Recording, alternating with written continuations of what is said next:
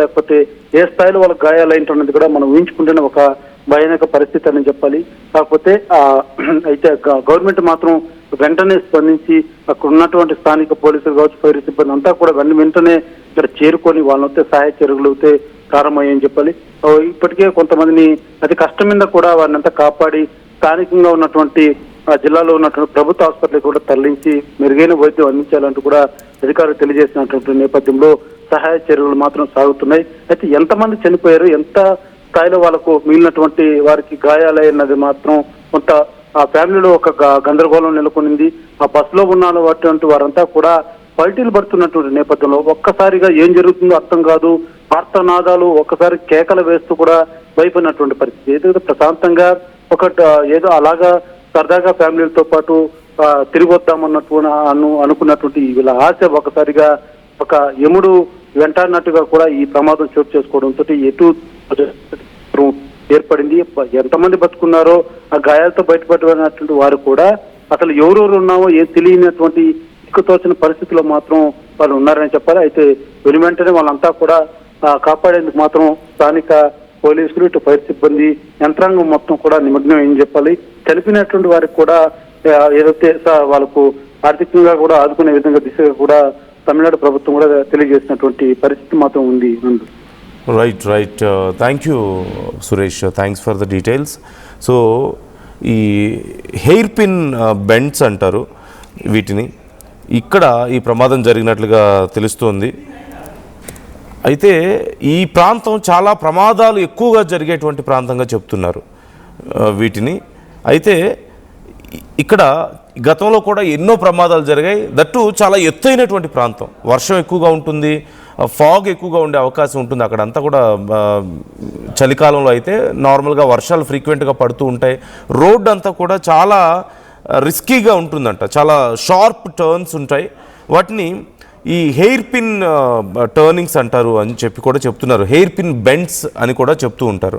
అంటే చాలా ఫాస్ట్గా సడన్గా తీసుకునేటువంటి టర్న్స్. ఈవెన్ యూ టర్న్స్ అయినా మీకు జనరల్గా మీరు చూస్తూ ఉంటారు, రోడ్స్ దగ్గర ఒక నార్మల్ కర్వ్లో వెహికల్ని టర్న్ చేయాలి అంటేనే చాలా కష్టం మెయిన్ రోడ్డు మీద వెళ్ళేటప్పుడే. అలాంటిది ఒక కొండ మీద చాలా ఇరుకైన రోడ్డు, అందులోనూ వీటిని హెయిర్ పిన్ టర్న్స్ అని కూడా పిలుస్తూ ఉంటారు, హెయిర్ పిన్ బెండ్స్ అంటారు. అంటే ఇక వాహనం ఒకవేళ టర్న్ అయ్యే టైంలో ఆ ముందు భాగం వెనక భాగం ఆల్మోస్ట్ ఇక ముందు వెనక టచ్ అవ్వడానికి సిద్ధంగా రెడీగా ఉంటుందన్నమాట. ఏమాత్రం కొద్దిగా బ్యాలెన్స్ కోల్పోయినా సరే ముందో వెనకో మీకు అక్కడ కనిపిస్తుంది కదా, ఆ బ్యారియర్ కనిపిస్తుంది కదా, అటు బ్యారియర్కి కానీ ఇటు కొండకు కానీ టచ్ అవుతుందన్నమాట వెహికల్.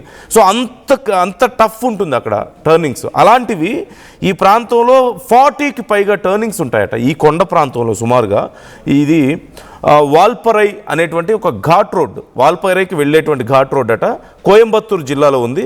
పొలాచి నుంచి వాల్పరైకి వెళ్ళాలి అంటే ఈ ప్రాంతం గుండా వెళ్ళాలి. అయితే సీనరీస్ చాలా అద్భుతంగా ఉంటాయంటూ తెలుస్తుంది. చాలా అద్భుతమైనటువంటి అక్కడ వ్యూ పాయింట్స్ ఉంటాయి.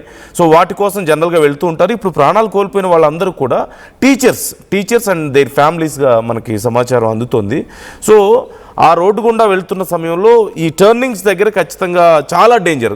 కొన్నిసార్లు యానిమల్స్, అడవి ప్రాంతం అదంతా కూడా, కొన్ని యానిమల్స్ లాంటివి కూడా రోడ్ల మీదకి వస్తుంటాయి. అలాగే వర్షం ఫ్రీక్వెంట్గా పడుతూ ఉంటుంది, రోడ్డు కొంచెం జారుడుగా ఉంటుందంటూ తెలుస్తోంది. అండ్ మోరోవర్ ఈ టర్నింగ్స్ అనేవి, ఈ హెయిర్ పిన్ బెండ్స్ అనేవి సుమారుగా ఆ ప్రాంతం దాటేలోపు 40 బెండ్స్ ఉంటాయి.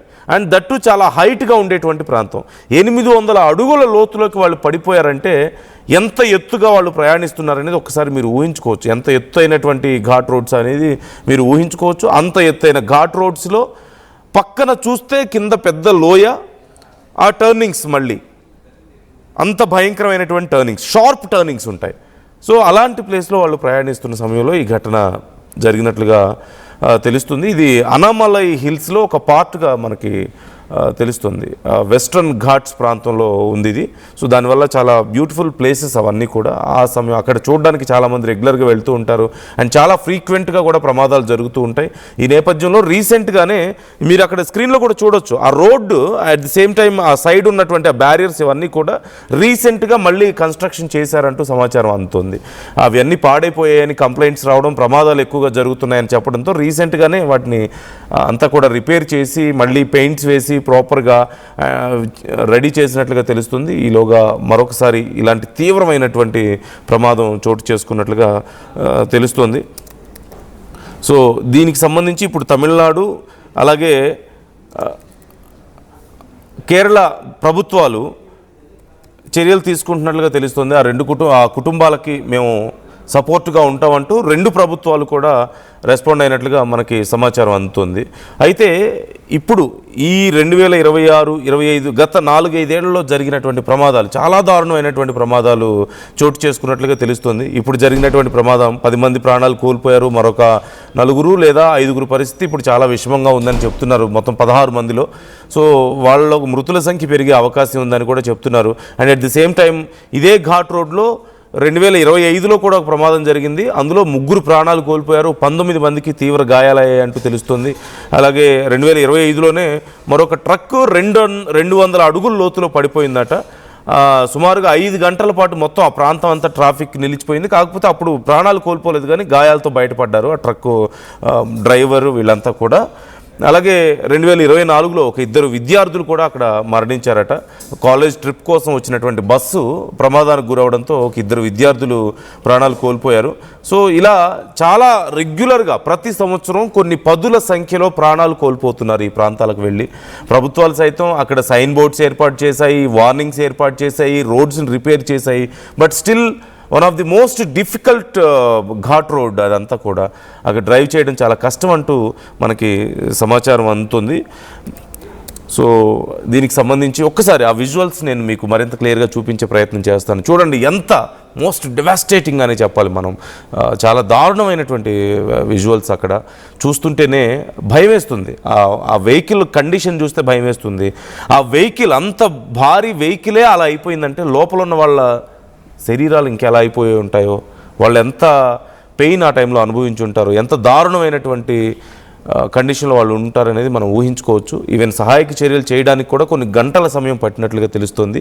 వాళ్ళ శరీర భాగాలన్నీ కూడా ఛిద్రం అవ్వడం, అలాగే కొంతమంది మృతదేహాలు చాలా దూరంగా ఎగిరిపడడం, ఆ చెట్లు కొండలు అవన్నీ ఉండడం. మరోవైపు అక్కడ సహాయక చర్యలు చేస్తున్న సమయంలో fire department and police departments అక్కడ సహాయక చర్యలు చేస్తున్న సమయంలో ట్రాఫిక్ జామ్ అయింది, భారీగా ట్రాఫిక్ జామ్ అయింది. ఓవైపు ట్రాఫిక్ జామ్ అవ్వకుండా మరోవైపు అక్కడ ఉన్న అంతా కలెక్ట్ చేసుకొని వెళ్ళడానికి చాలా కొన్ని గంటల సమయం ఎక్కువగా పట్టినట్లుగా కూడా సమాచారం అందుతుంది. I would like to show you those visuals మరింత క్లియర్గా మీకు. Please take a look once.